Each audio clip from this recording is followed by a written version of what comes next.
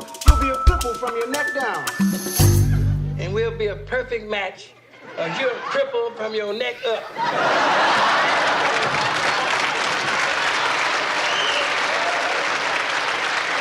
Oh, hey, 1 second. But what is... Hi, my name is Brian Bollinger and I'm 51 years old. My midlife crisis started about 2 years ago when I lost my job. I tried to find out about the average age for the male midlife crisis. One British website stated that it started at age 43. So if I were British, I'd be about 6 years behind schedule and I'd be feeling pretty good about it. But I'm not. I'm American. Most American websites state that it starts in your 40s or 50s. Leave it to Americans to give you a 20-year window to not know what to do with the rest of your life as you grow older. Further studies show that young Americans don't know what they want to do with their life for a career until they're about 21 to 26 years old. And that's assuming they still don't live at home with their parents. The boy is 35 years old. It's just not fair. 35 years. We were good parents, and now we're supposed to be done. But I digress.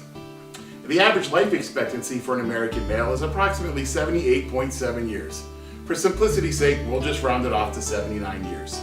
And did you know that according to one survey, although Americans say they're going to work until 66, they usually tap out at age 62. And according to the same survey, the top 2 things retired people do are 1, sleep for almost 10 hours a day, and 2, watch TV for over 4 hours a day. Now, of course, not everyone is like that, but if you're average, you are. So what does that mean for the women of America? Sorry, women, it's like this for us guys. It takes us about 25 years to figure out what we want to do with our lives. Another 15 to 25 years to try and achieve it.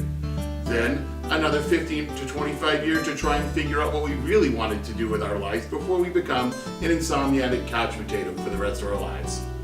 Don't expect much from us. If you marry the average guy, you'll be lucky to get about 20 good years out of him.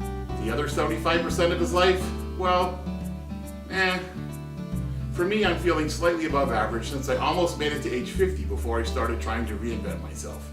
Back in 1985 to 1991, I attended a small liberal arts college named Eastern Nazarene College in Quincy, Massachusetts. Yeah, that's me back in college. Okay, yep, that's another yearbook picture of me. Okay, I get it, enough of the yearbook photos. I graduated with a degree in video production, and when I say graduated, I mean barely. Back then, we used big, giant cameras that gave you hernias to lift.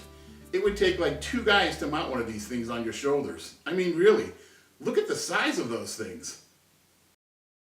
Cheaper cameras used VHS tapes, which were about the size of a brick, and held 2, 4, or 6 hours worth of video, depending on the speed at which you recorded and the quality of the video you wanted. Beta tapes, the better quality tapes, were about the size of a brick and a half and only held an hour's worth of video. Although Sony released the Betamax system first, JVC's system was lighter, cheaper, and held the 2 hours needed to fit an entire movie on. So ultimately, Sony lost not due to production quality, which it was superior in, but because of its inability to hold a single movie on a single video cassette.